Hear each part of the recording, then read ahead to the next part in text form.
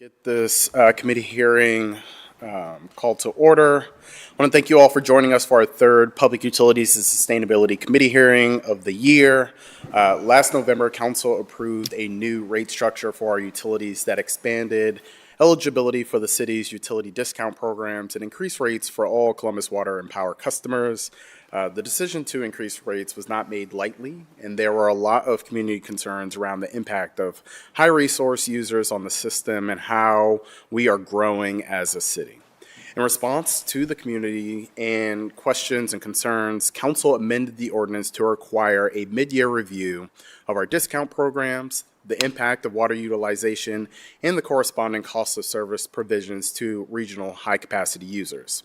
How they are ensuring high-capacity users are supporting a fair share of the infrastructure investment and expansion and potential modifications to the capital investment plans to mitigate future rate increases. Today, we will get that update.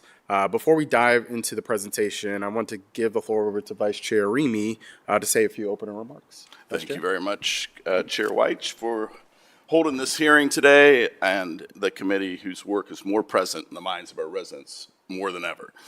I'd also like to thank Deputy Director John Lee for being here, along with the Columbus and Water and Power team for the work that went into gathering and preparing for today's meeting. I want to thank Chair Weich for maintaining consistent hearings on water and power issues. Right now, our residents have a lot of questions about how the city is managing these essential utilities. And as Vice Chair of this committee, I hear from residents about these issues regularly, and I believe we have a responsibility to answer as many of those questions as clearly and directly as possible.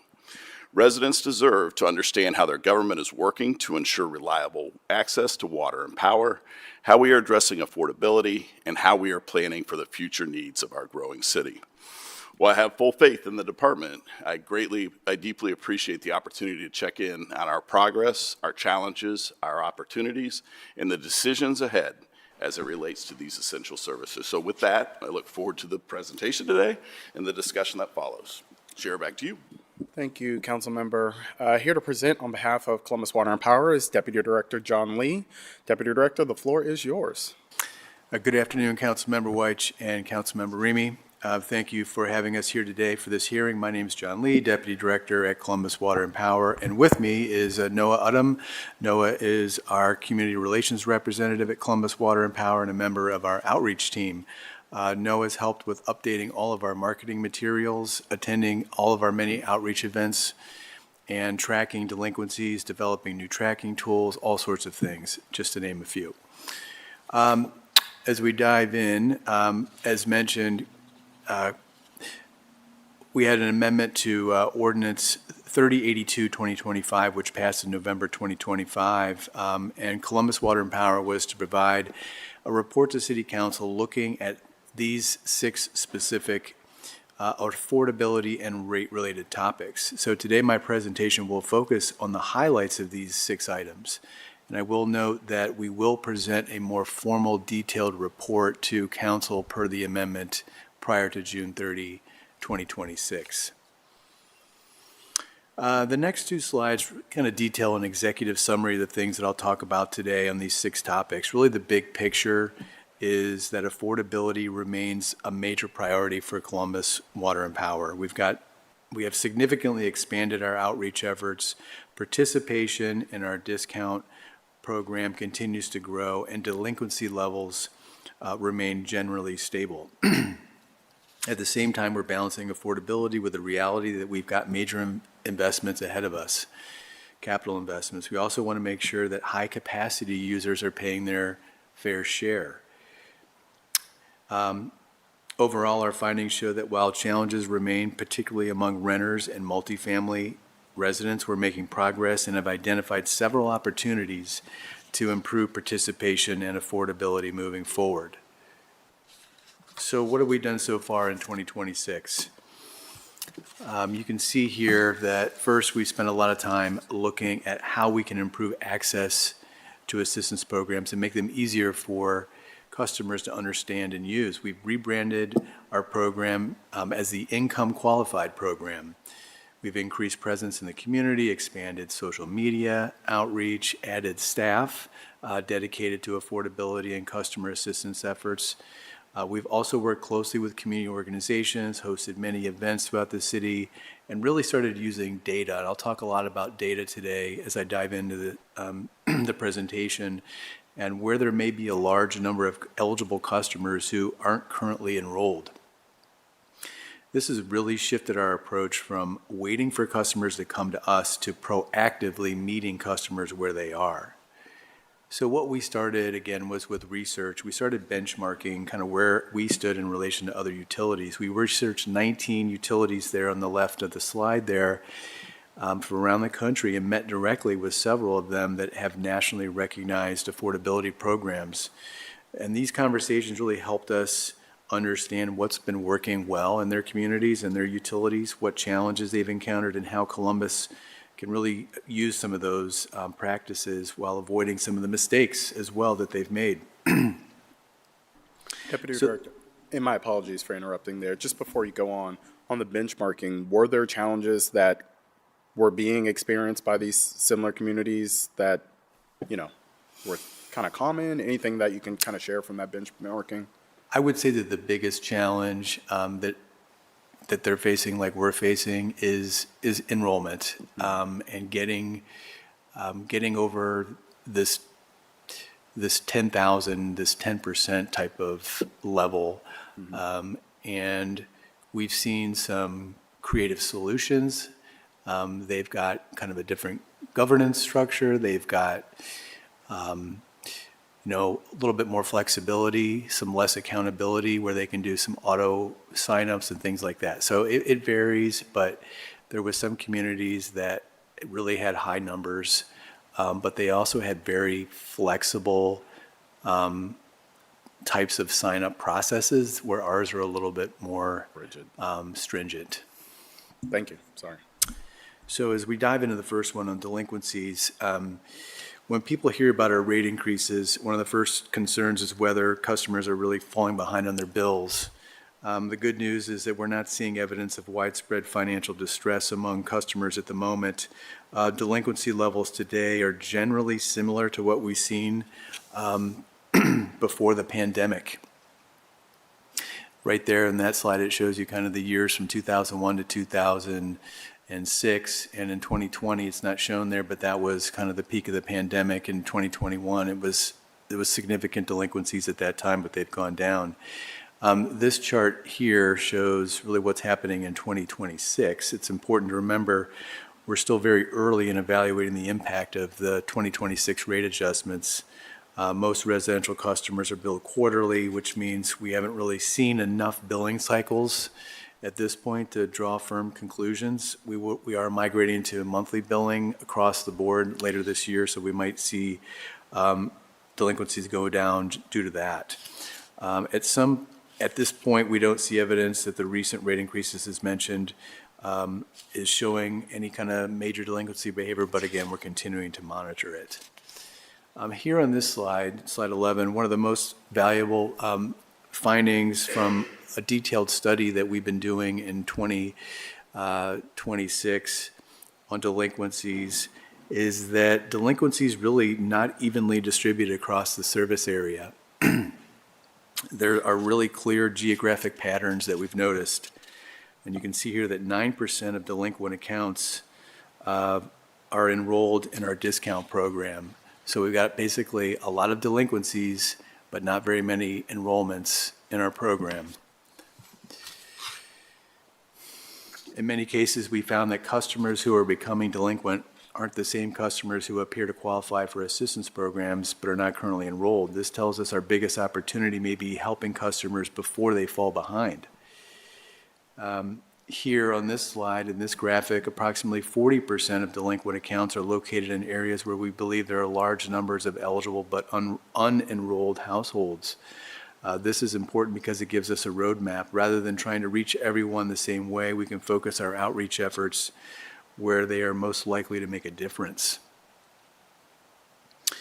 So not surprisingly, delinquency trends tend to be concentrated in areas with higher poverty rates And this reinforces why affordability programs remain so important. It also demonstrates why data-driven outreach is really critical, and that's what we're focused on. We're taking this data, we're drilling into zip codes, using census tract data, and really targeting our outreach with our effort to get in those hot zones and get those, identify folks that are potentially delinquent and see if they are aware of our program, how to get them signed up.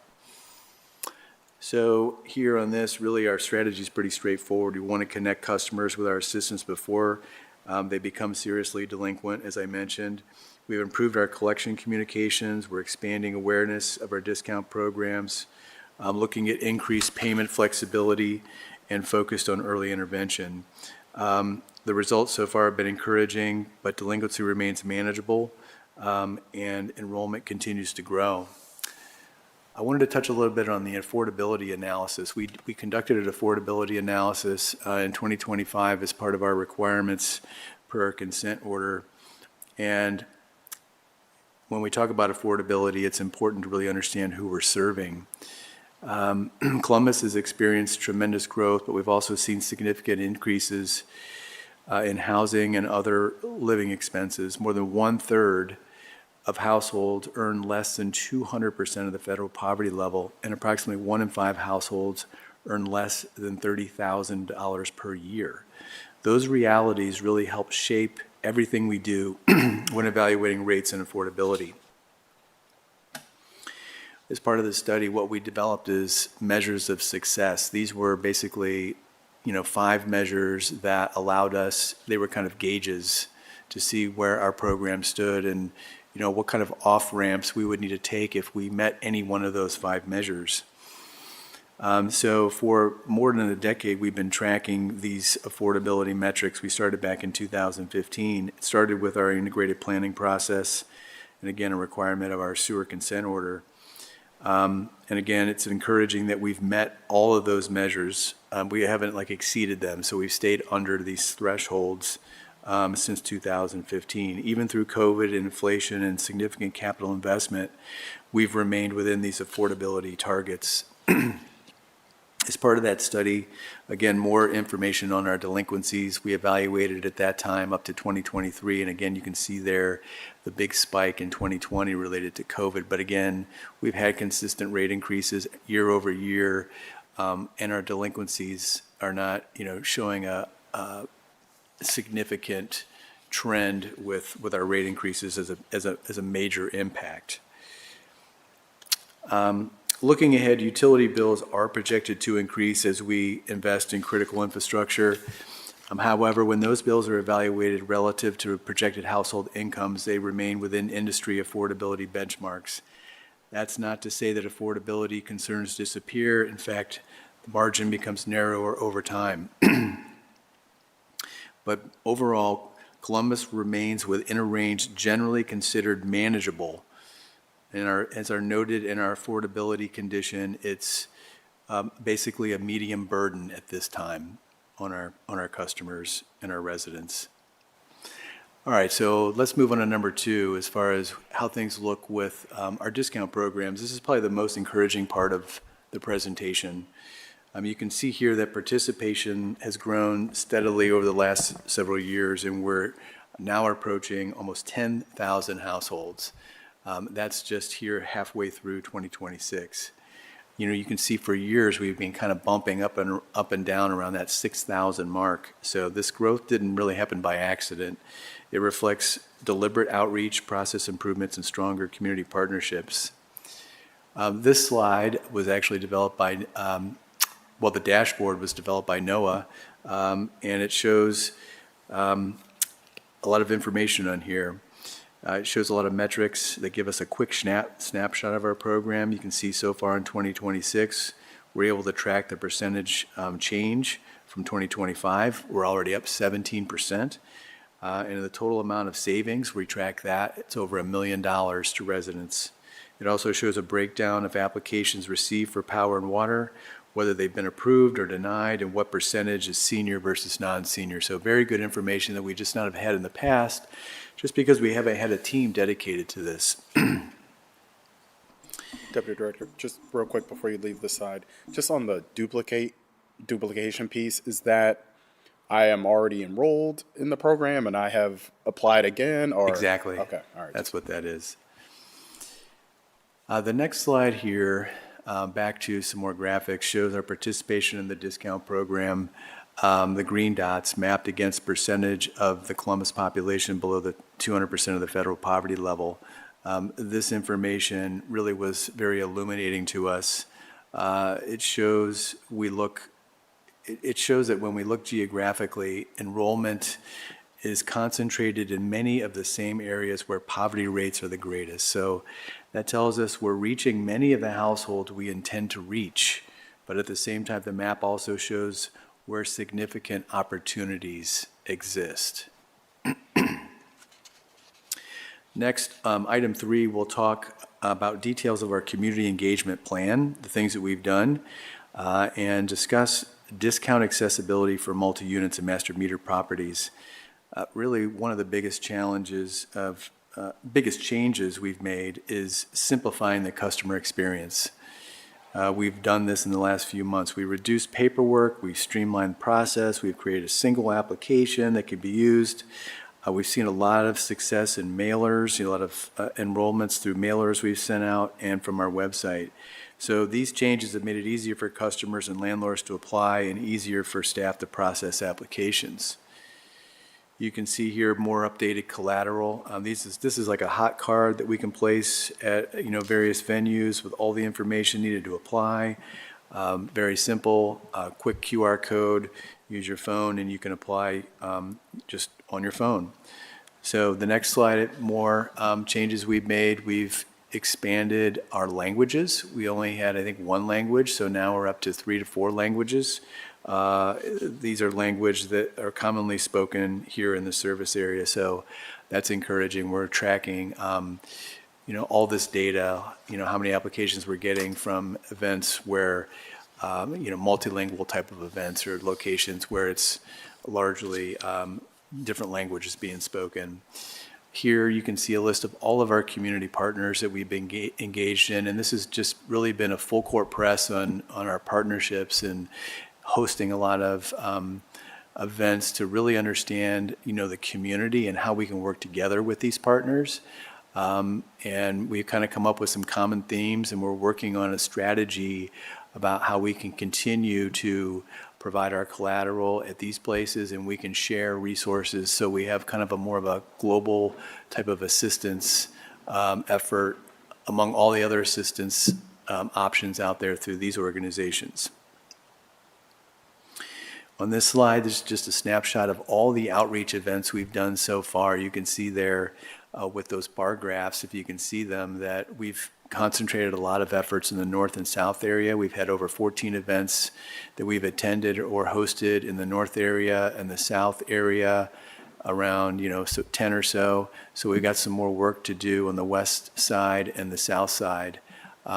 So some of the notable ones have really been in coordination with Impact Community Action. They've been really a great partner. We've had a lot of success there. Next, looking at opportunities.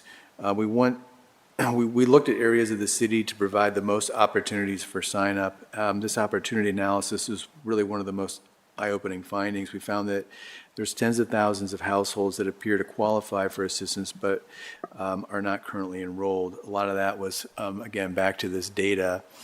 And we first started looking at opportunities for single-family households. We used a lot of census tract data. We identified 87,500 single-family homes that may qualify for assistance but are not enrolled. Of those single-family households in Columbus, 54% are renters.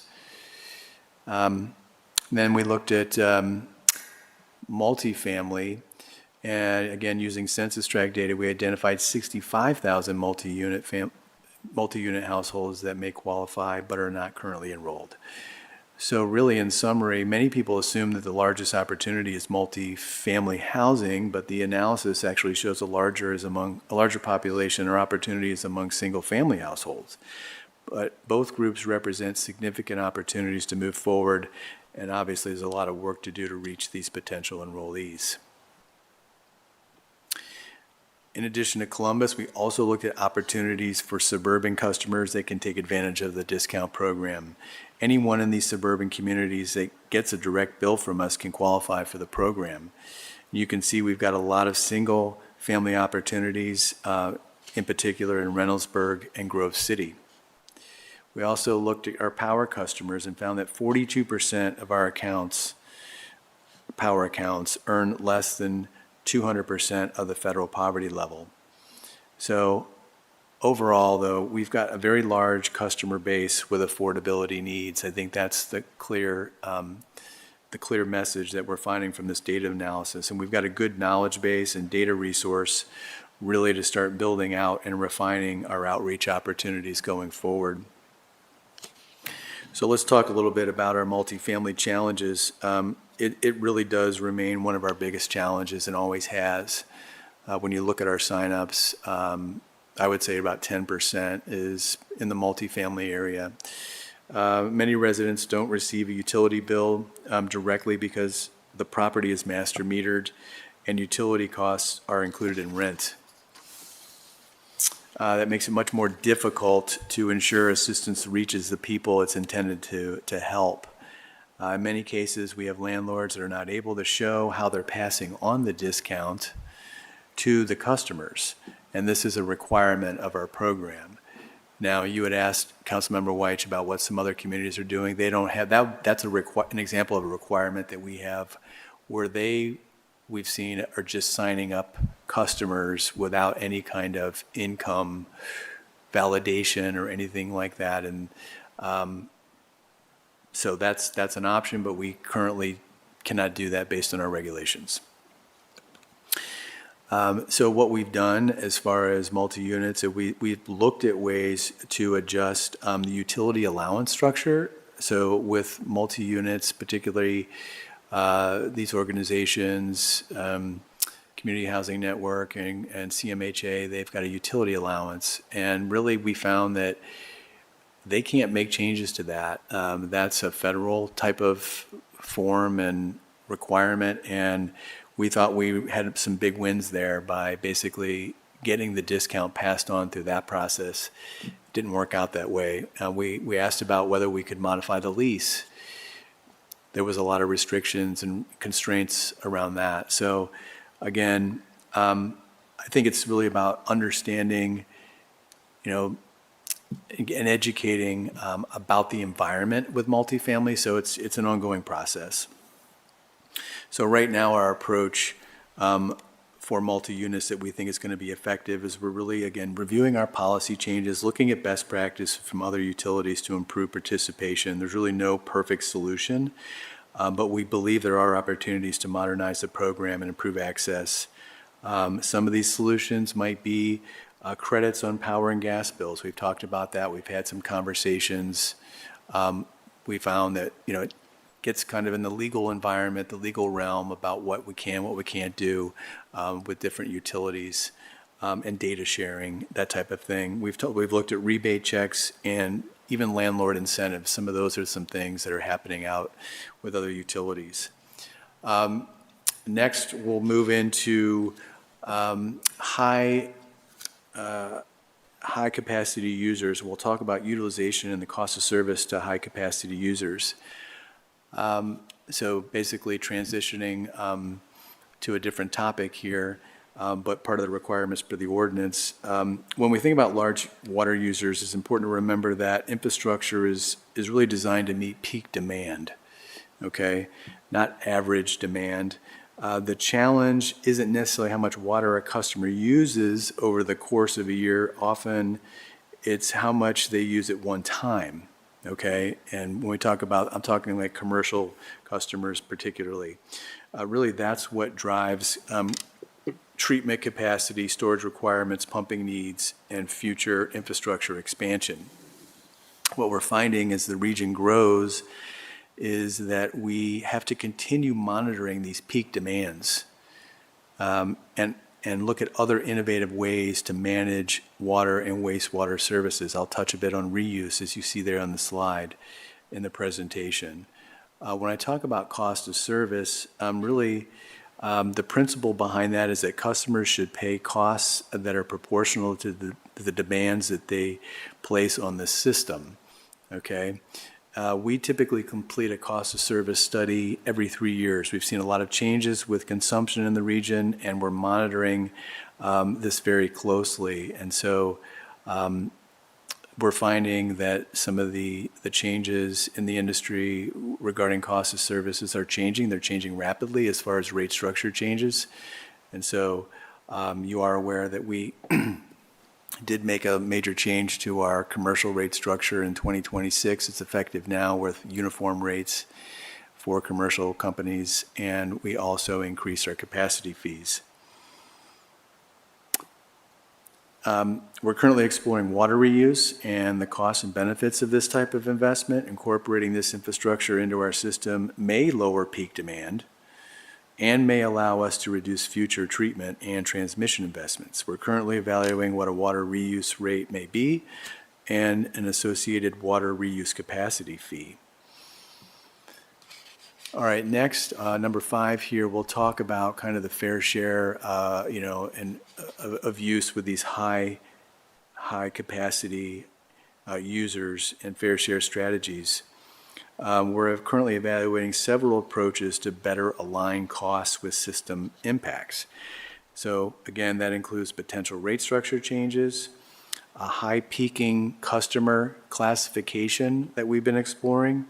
We're looking at continued updates to our capacity fees and infrastructure contributions. Those would be required for large developments. One rate structure we've studied is the inclining block structure. An inclining block rate charges higher prices at higher consumption levels. So it creates a stronger conservation signal, but it doesn't always perfectly align with the actual infrastructure costs a customer creates. That's one of the trade-offs we're evaluating. Next, we're also looking at a high peaking class. So the high peaking class is designed to directly address customers who create unusually high peak demands. From a cost of service perspective, this may be a more precise way to recover costs than simply charging based on total water volume. So how that scenario would work is we would maintain the uniform rate as we do for our commercial customers, but then add on another peaking rate on top of that.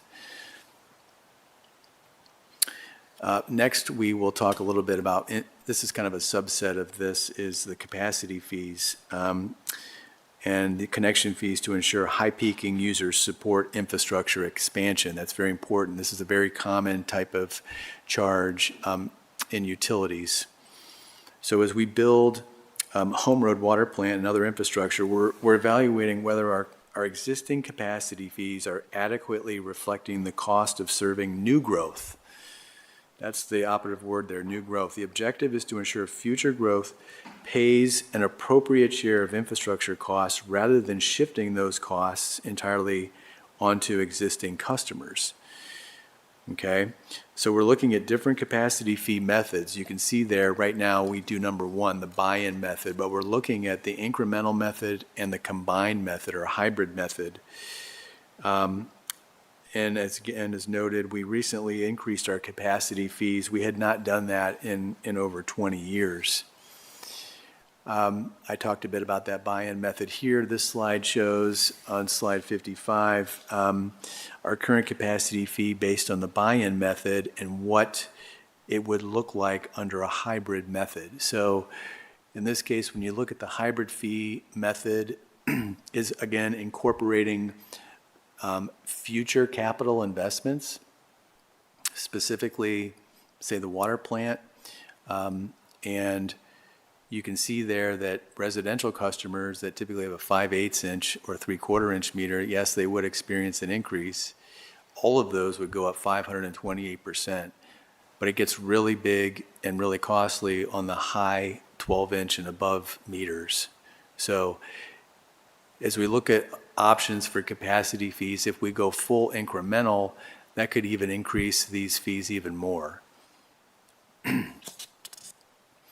So another item to study was, highlighting some ways to mitigate future rate increases and look at inflation-based rates.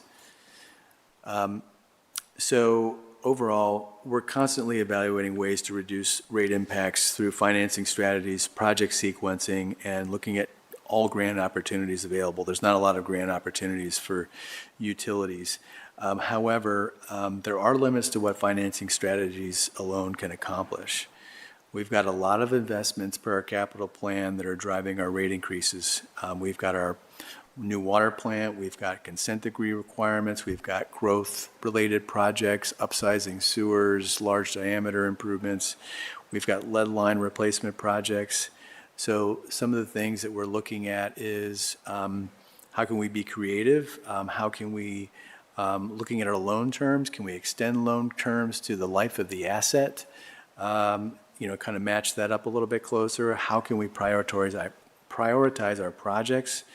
And then how can we optimize some of our debt portfolio? One of the items that was asked to look at was what would things look like where future rate increases were limited to roughly inflation? It would be very, very hard to do that. The analysis shows that holding rates to inflationary levels would require major reductions or deferrals in the capital program. Basically, in practical terms, projects like the fourth water plant would not move forward.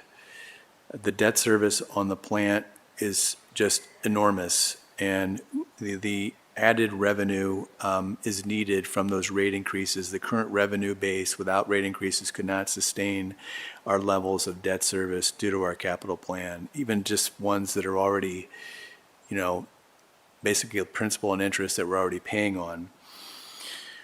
So again, we would have to hold in the fourth water plant.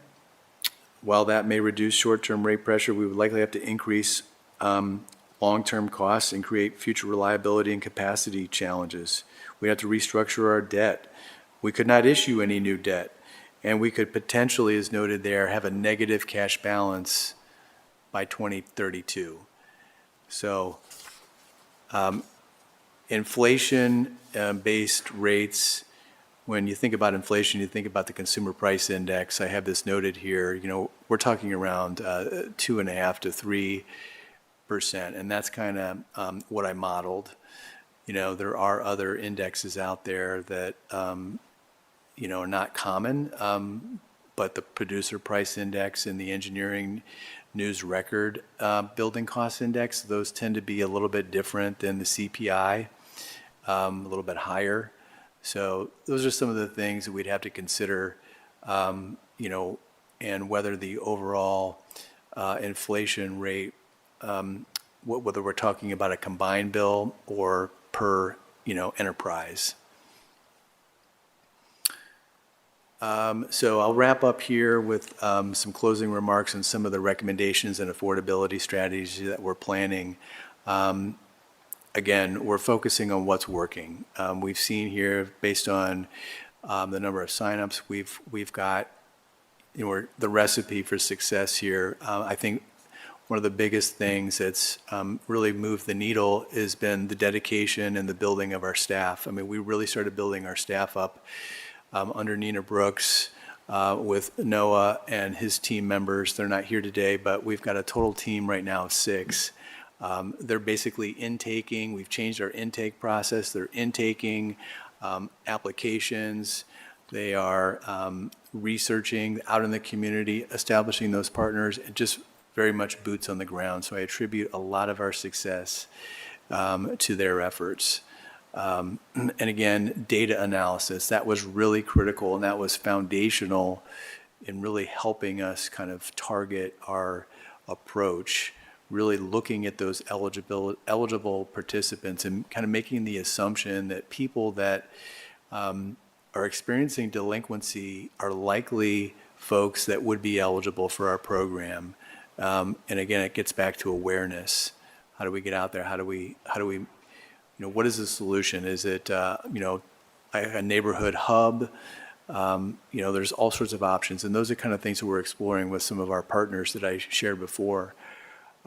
Resources, that's a big item. Having dollars to market, having, for marketing materials, for event planning,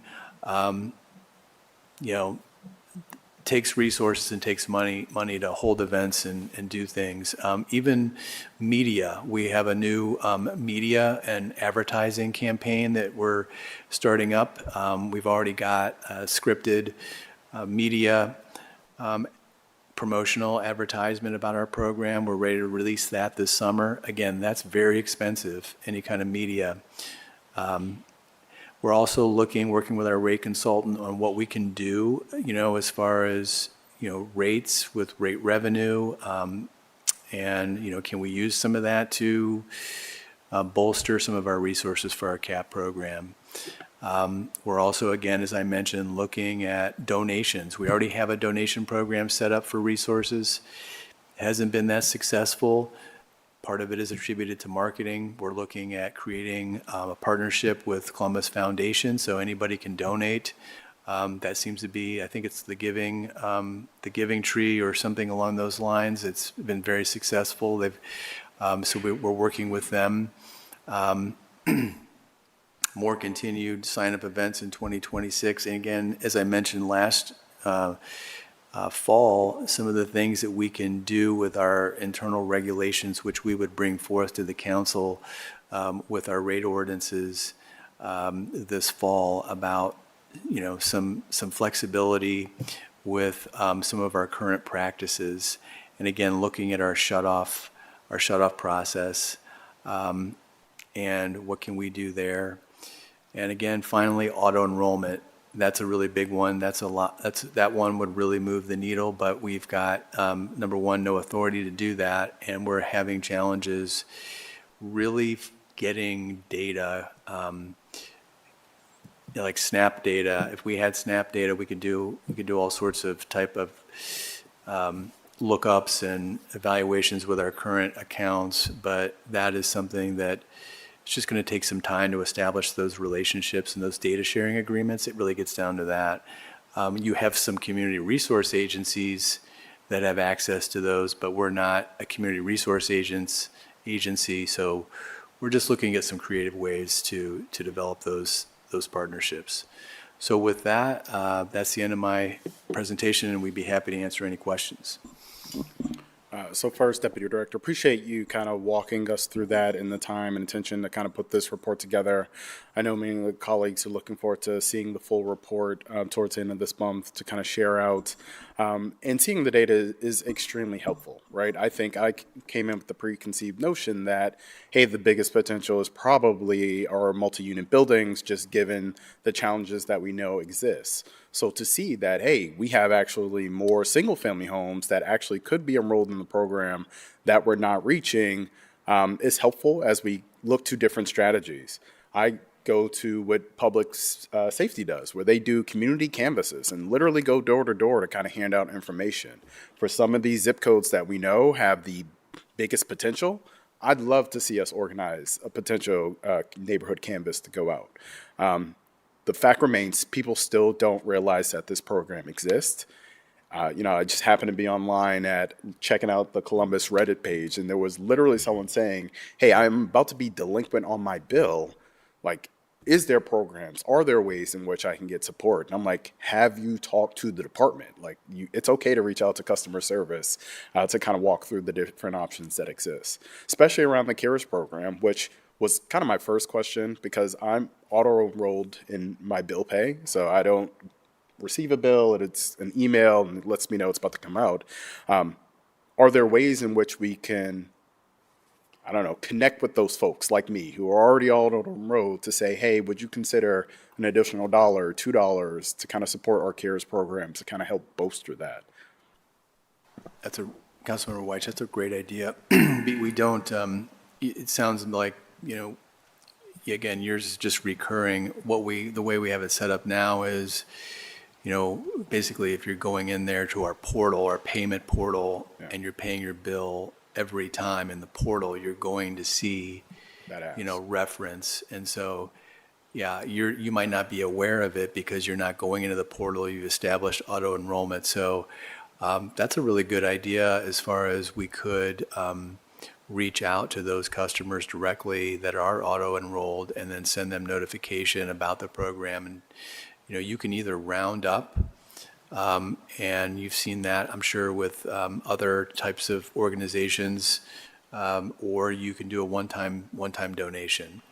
So, again, I think we're going to see, hopefully, as we really put some efforts into that program and some marketing efforts and dollars, I think we'll see that program continue to enroll. We do have one thing that I'd like to share, is we had a little bit of money, ARPA money left over. We, during the pandemic and some years after that, we were able to provide credits to our residents.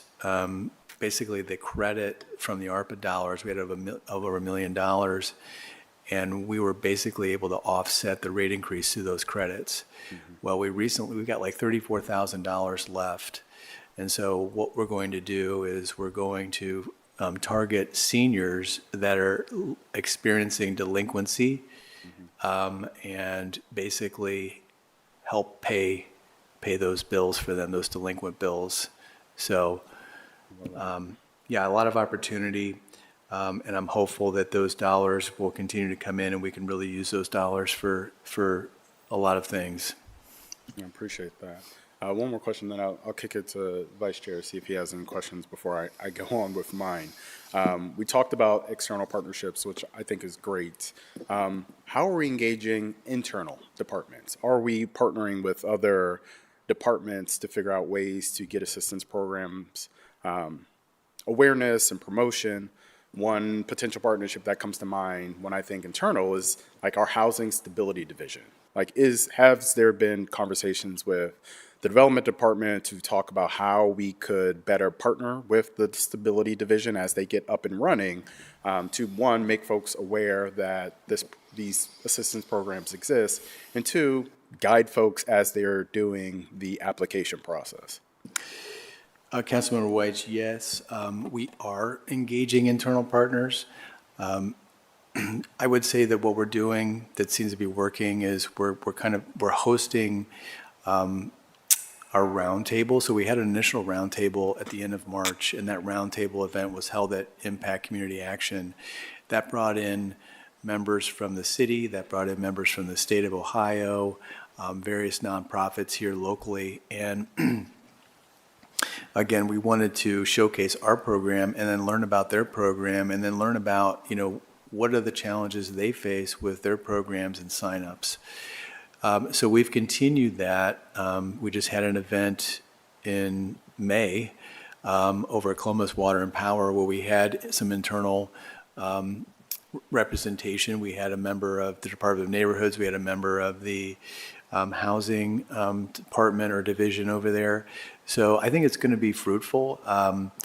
There's only a few departments, probably development and neighborhoods, that really probably have the biggest impact internally. But one of the things that we really kind of came up with collectively, not only internally but externally, but part of this roundtable was that, again, we need something out in these areas, like a resource hub, something along those lines, where it's not just going to focus on Columbus Water and Power assistance programs, but everything.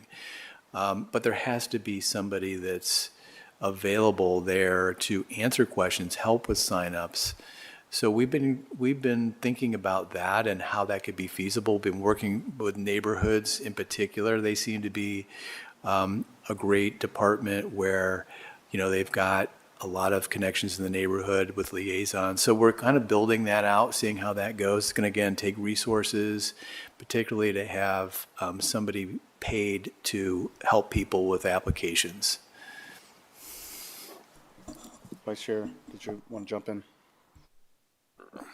There were the talk about the delinquent accounts. They've remained stable, I guess, but the increases happened on the balances. So what's driving some of those higher balances, would you say? I mean, is it the rate of increase in the water, are the payment terms, have they changed any? I would say with the, Councilman Remy, I would say that the delinquent accounts, it's likely due to quarterly billing. You know, quarterly billing results in kind of large bills, and we're moving towards monthly billing here again, as mentioned. I think that monthly billing, obviously, it's going to be less of a bill, hopefully more manageable. And we're also looking at budget billing. So you're aware of that. That's basically where you kind of say, here's what I can afford. You have to do a shore up at some point. So we think that, you know, it could be to our rate increases. I mean, we really haven't, it's really hard to dive into that to really come up with a firm conclusion about what is the driver of delinquencies. You know, everybody's experiencing rising costs for transportation and housing and utility bills, and, you know, what takes priority. You know, it's like we've got a bit of grace, I guess you could say, with our, when bills are due, we have 28 days. After that, you know, the shut-off process, you know, it's probably going to take about 60 days before you actually get shut off. So again, we're looking at all of that, that type of data to pinpoint it. And I think, you know, as we get round the year out, you know, we went into this year with a 18% increase in water. So we're going to really see, I think, some good data by the end of the year.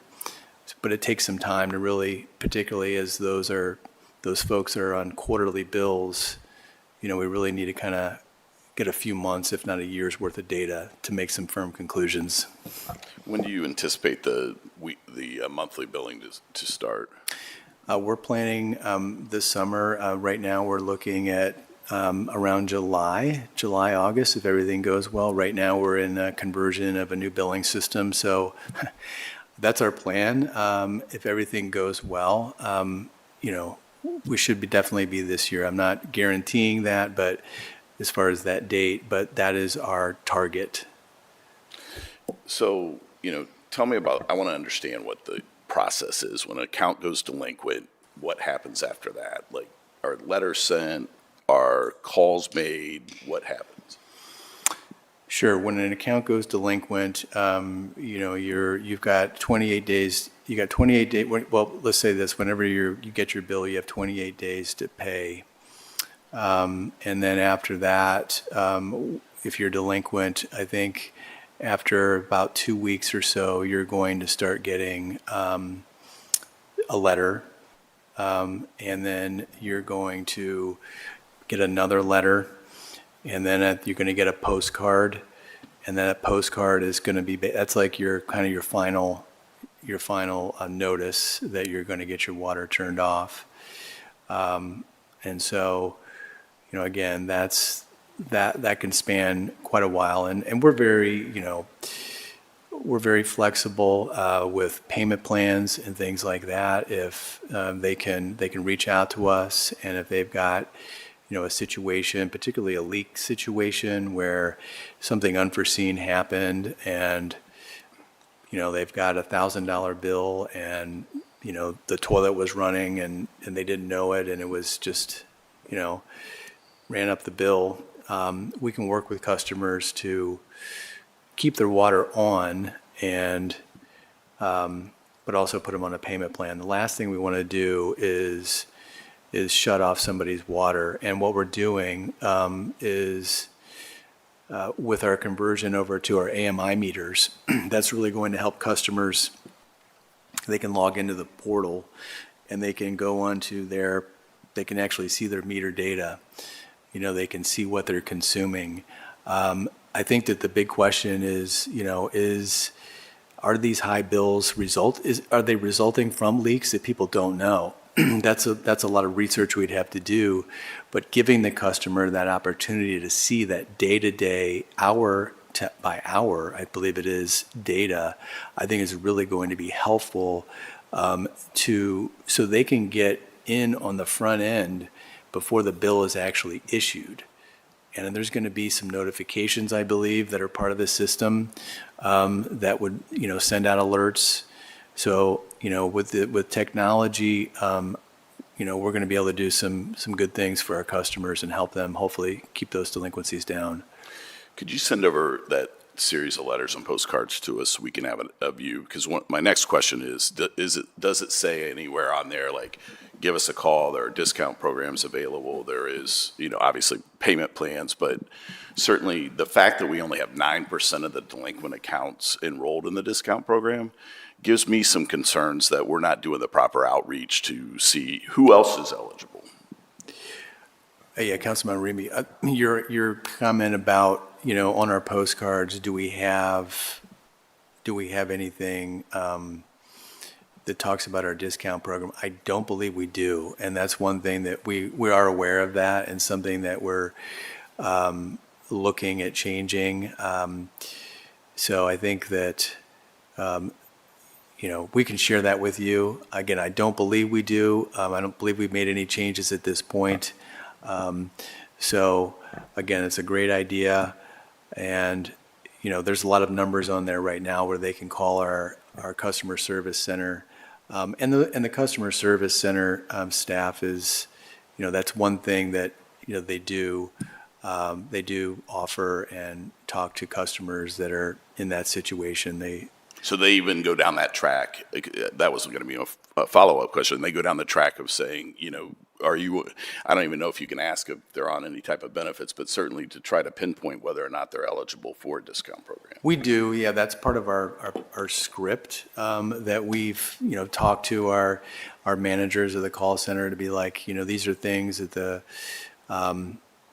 customer service representatives should be communicating to customers, awareness. So, as far as tracking all of that, it's a little bit difficult, to really find out, here's what we say we're doing, but are we actually doing it? That's really what we need to find out. And so we have a system that records all of our calls, but we don't have a lot of the analytics functionality as part of that system at this time to really do a lot of call analysis. I think that would really allow us to target really how well we're doing with our outreach and where we need to focus, and maybe some missed opportunities. So yeah, we're looking at all these types of things, and that's going to be these ideas that we think have show some credibility and some opportunity. We believe that those are going to be definitely part of our plan that we're going to present to you on June 30th. So you talk about, how big is the call center, by the way? The call center, we currently have probably, I would say 50 FTEs. Okay. I mean, investing in that technology that you're talking about to provide those analytics is, in the scheme of things, a relatively cheap investment with today's technology, and pretty readily available, as I know about call center technology. So, I would encourage the department to think about that. I believe that that's a small investment that could really help. Data is really what should drive all of us. And, I think that, I see a gap here that could really help to increase these numbers. Because, I'm glad that you brought up about auto enrollment, because obviously Philadelphia's enrollment at 60,000, because they've moved to auto enrollment, is significant. Seattle's rate, they got 36% eligible that are part of their, their assistance program. We have the most robust one, though, at 200%. So we're really missing things there, and I want to understand, what the goals are going to be moving forward. 10's a nice number, but not for the number of customers we have. It's extremely low. Exactly. And I applaud the work. I applaud the investment in the FTEs, that are working on this, but we've got to do more. And, these are things, investing in technology to help with the analytics, to get more, I see opportunities when we talk about multifamily. do you know, for instance, exactly who the ones that the developments that bill directly to the ownership, and then they parse the bills out to their, and do you know which developments have, individual bills? Councilmember Remy, we do not know that information offhand, but, that is part of our, it's in our, on our list, I guess you could say, of things that we need to do some research on. Yeah, if they bill directly, what they would need to do is they would need to, again, show, say the discount is $25. We could work with them, to basically say that this is kind of the average amount that, you should apply onto everybody's account or bill that you're sending to your tenants. If they can show that, then we'll give the landlord the discount because the bill is in the landlord's name, right? If you have a complex where there's meters, well, we can definitely, obviously give the discount because they would have an account. It's just that a lot of these units, they're just master metered. So what we want to avoid is a situation where, we're giving a large discount on the landlord's bill and then the tenants are not benefiting from it. Sure. That means that doesn't do anybody any good. And it's like, we could say our numbers, we could add those numbers to our numbers, but they would be false. So we're trying to really just push for that, and that's really the big challenge is, is it incentives to landlords to do that? Is it working through, a gas meter or an electric meter that's on those? Well, I mean, one of the things that strikes me is like, have you met with the apartment association? I mean, again, building relationships, could be helpful. Another link that I think that we can make is we've been for years now giving benefits for affordability. So people are getting, that are at 120, what is it? 100% down to 80%, down to 60%. Those people we should know right now qualify. Yeah. And so making that connection, so if we've given an incentive to the developer and this is part of their strategy with that development, I mean, we know that those customers are there. That should be, again, talk about auto enrollment. Right. Landlord A, you've accounted for, 35 apartments that you're giving at this AMI. Bam, this is something that the water department, the Division of Water and Power, that's automatic enrollment. And just to jump in on that, because I think there is a section of code related to the assistance program that does restrict our ability to offer discounts. Like, I think it's like you have to, if either 80% of the unit is low income, then a discount can be offered. Like, I think that's something we do need to address and change to kind of be a little bit more flexible. But to your point, we do know that there are developers like National Church Residency, right? They're working directly with seniors. We know all of the people who will be in those developments are going to be seniors. Like, that should be an easy qualification that development is offering those savings over to the residents who are living there. Right. Yeah, I think, again, there's a lot of opportunities, to work and partner with, community organizations, the developers.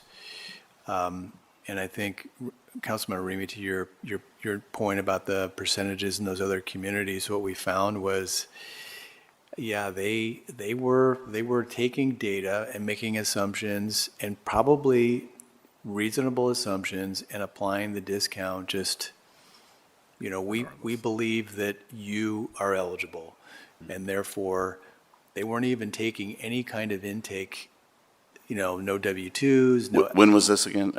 These were some of the communities that we talked with. Oh, like, they were not, like, we require income eligibility. They didn't. They were just like, well, if you live in this zip code, we believe that based on our analysis and, say, census tract information, that you likely qualify. You're signed up. And it was really kind of based on trust. And that's, I think, how they've seen a lot of their numbers increase. Well, back to this point about multifamily, I mean, there's a connection that I think that we can make with development here. That, hey, if they're part of the CRA and they're taking advantage of this, then it's a box that they check, the developer checks that says, we're going to feed this information over to Division of Water and Power so that they, there you go, sign them up. I mean, sure, if they need to provide something additional, that's fine. But the point is that You know where to start. that we know, that developer knows exactly which ones he rents to people that are eligible because of their income. And so that should be fed to us in some way, some form, and we can require that. Yeah. That's something we could do because we're giving them an incentive. I mean, hey, I think the potential is there for utilizing our rental registry to push more data and information to kind of help with the assistance program. But it does require more departments kind of being a little bit more collaborative with how we go about addressing the concerns that exist. One thing I did want to just bring up before we move too far away from it was this notification process on delinquency, right? And letter, postcard, that makes sense. However, when you are stressed about your bills, the last thing you want to do is open up another letter from Columbus Water and Power. I think, especially in this day and age, it may make sense for us to have like auto texts for folks or bills that we know, or cell phones, so you can just send that notification. Hey, we notice you are delinquent. Give us a call. Let's talk about what we might be able to do to offer assistance. We got to also shake it up. I think if we're just mailing things, there is the potential that I'm not receiving the mail, or two, I'm just wholly avoiding the mail altogether because I'm scared, right? I'm concerned. I'm not making a rational choice or decision. But even if we put that information in the letter, they may not receive it. So I think having a diverse way in which we're communicating would also go a long way to addressing that concern. Yeah, Councilmember Whitechair, just a comment on that. The texting is we get a lot of those, obviously, when, from other contractors, we're on our way, that type of thing. We actually are going to have that as part of our new billing system. It's really about getting that phone number.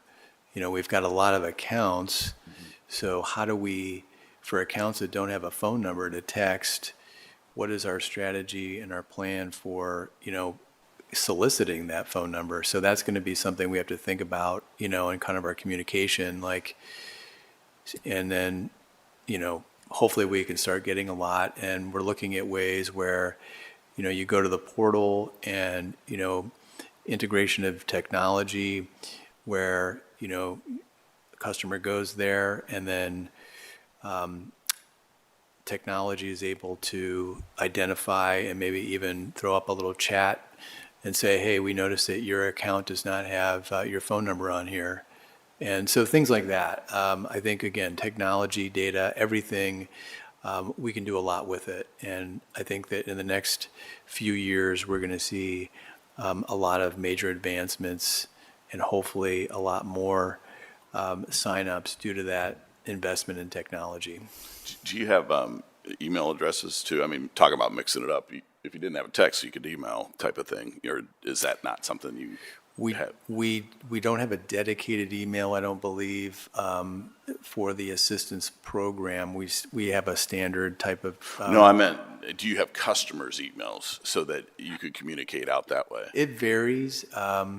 Again, when you look at people's accounts, I don't have the numbers in front of me, but we could run queries on what we have per account.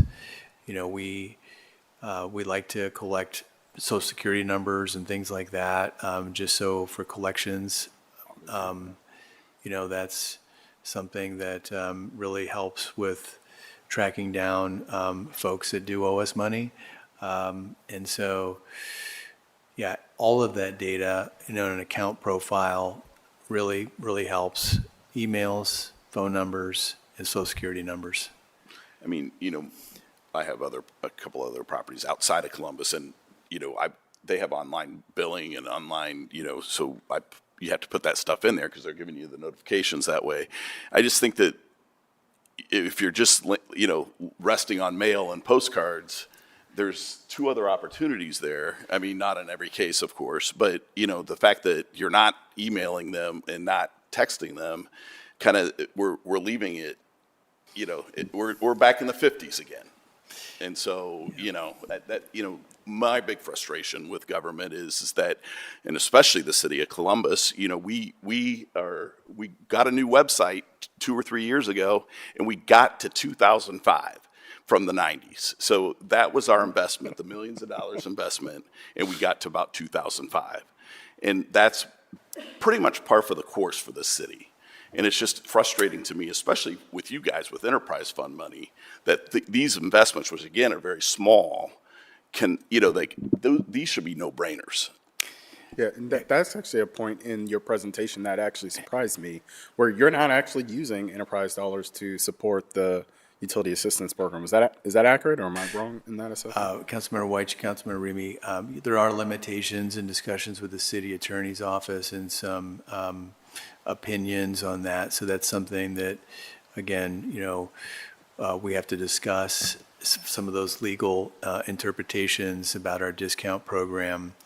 As far as your comments on the technology, we currently have a billing system that is probably from 1995, and so and we've been doing some version upgrades, but it's pretty much like 2D.